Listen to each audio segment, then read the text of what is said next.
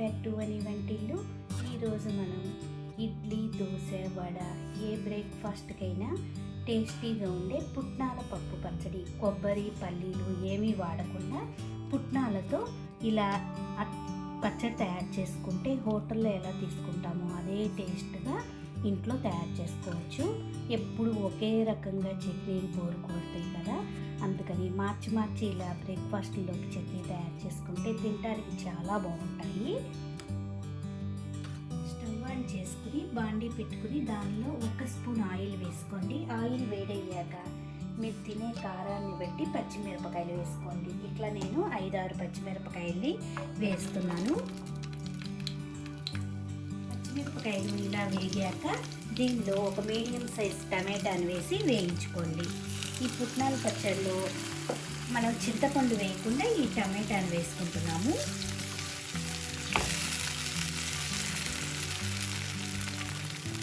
కొద్దిగా వేగాక ఒక చిన్న అల్లం ముక్క,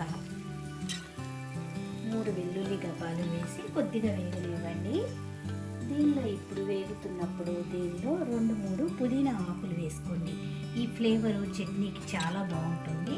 ఎక్కువ అవసరం లేదు, 3-4 ఆకులు వేసుకుంటే సరిపోతుంది. దీనిలోనే కొద్దిగా కొత్తిమీర కాడలతో సహా వేసుకోవచ్చు.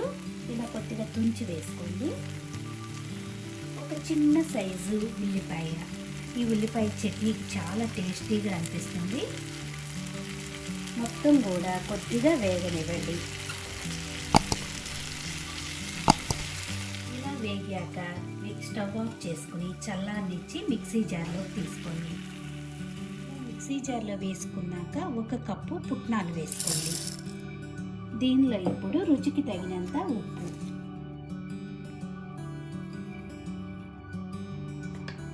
1 టీ స్పూన్ జీలకర్ర, కొద్దిగా వాటర్ వేసి మెత్తగా గ్రైండ్ చేసుకోవాలి. గ్రైండ్ చేసుకున్న పచ్చడిని ఒక గిన్నెలోకి తీసుకుందాం. పచ్చడికి తాలింపు వేసుకుందాం. స్టవ్ ఆన్ చేసుకుని చిన్న బాండి పెట్టుకుని 1 స్పూన్ ఆయిల్ వేసుకోండి. ఆయిల్ వేడయ్యాక 2 వెల్లుల్లి గబ్బాల్ని కొంచెం దంచి వేసుకోండి. దీనిలోనే ఒక ఎండుమిరపకాయని తుంచి వేసుకోవాలి. కొద్దిగా శనగపప్పు, మినపప్పు, ఆవాలు, జీలకర్ర.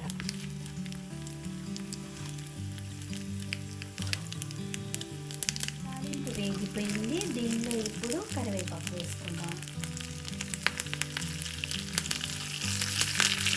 ఇప్పుడు స్టవ్ ఆఫ్ చేసుకుని ఈ తాలింపుని లో వేసి కలుపుకోవాలి. ఎంతో రుచికరమైన పుట్నాల పప్పు పచ్చడి రెడీ అయిపోయింది. ఇది ఇడ్లీ, దోశ, వడ దేనిలో తిన్నా కూడా చాలా బాగుంటుంది. మీరు కూడా తప్పకుండా ఒకసారి ఇలా ట్రై చేసి చూడండి. Thank you for watching.